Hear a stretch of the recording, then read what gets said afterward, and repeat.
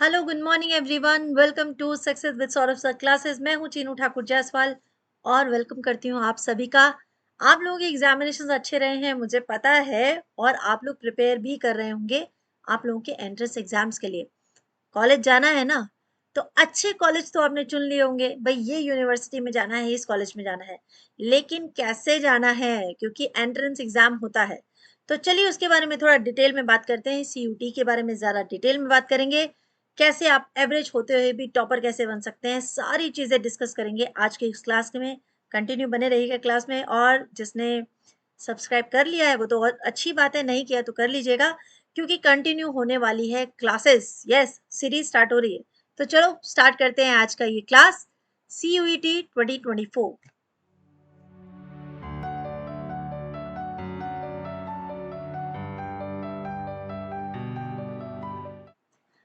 CUET 2024, अगर आप average student हैं तो क्या आप टॉपर बन सकते हैं? बिल्कुल बन सकते हैं, और कैसे बनेंगे वो आज हम प्लानिंग करेंगे।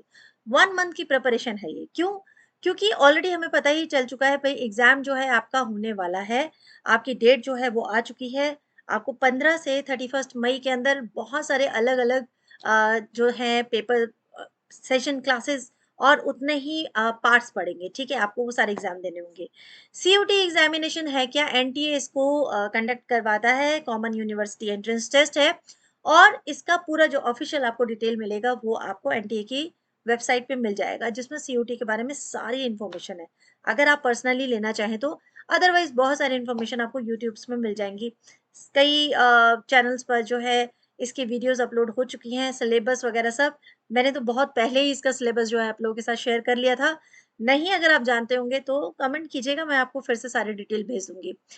ये टेस्ट जो है दो तरह से होता है। एक तो ये ऑब्जेक्टिव लेवल पे भी होता है, यानी पेन पेपर जो आप टिक करते थे। दूसरा ये ऑनलाइन बेस्ड पे भी होता है, जो CBT बेस्ड होता है ना, चॉइस बेस्ड। इस तरह से भी आपने देखा होगा, ये पैटर्न जो होता है जिसमें होल होते हैं और आपको टिक करना होता है। दोनों ही पैटर्न ईजी है, घबराना बिल्कुल भी नहीं।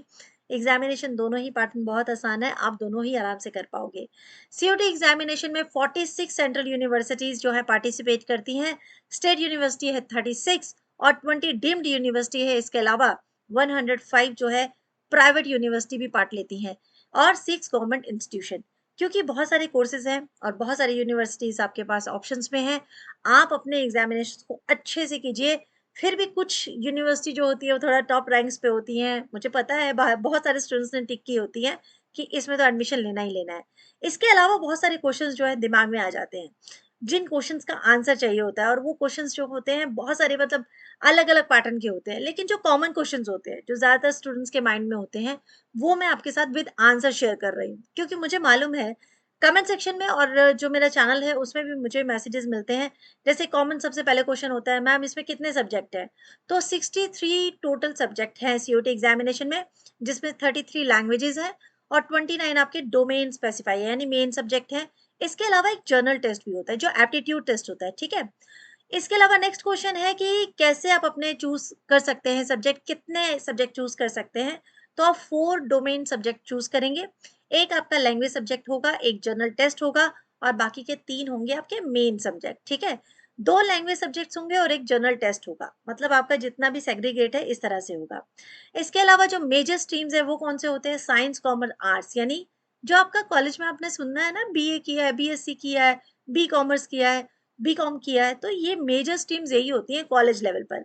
इसके बहुत सारे नाम जो है अलग अलग हो गए हैं, कोई ह्यूमैनिटीज कह रहा है, कोई लिटरेचर कह रहा है, बट मेनली अगर मेन स्ट्रीम की मैं बात करूं तो BA, BSc और बीकॉम ये मेन स्ट्रीम्स कहलाते हैं आपके एग्जामिनेशन में जब आप कॉलेज में जाएंगे। ठीक है ना, इजीली होती है ना भाई, BA किया कि नहीं किया, BSc किया कि नहीं किया, है ना।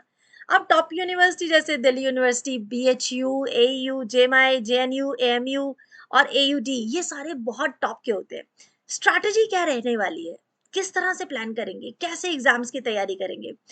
टाइम कम है तो मन में बिल्कुल ये मत लाइएगा कि अरे कैसे तैयारी होगी। अरे भाई, ऑलरेडी आप लोगों ने, अगर आप सिलेबस पढ़ोगे ना तो आप लोगों ने काफी चीजें कवर की होंगी। ठीक है, अब आपको क्या करना होगा, आपको ध्यान देना होगा कि भाई जो मैं पढ़ चुका हूँ वो तो मुझे पढ़ना ही है, दोबारा से एक बार रिपीट करना है। वैसे तो आपने नोट्स भी बनाए होंगे, नहीं बनाए हैं तो दोबारा से फटाफट से बनाना शुरू करो।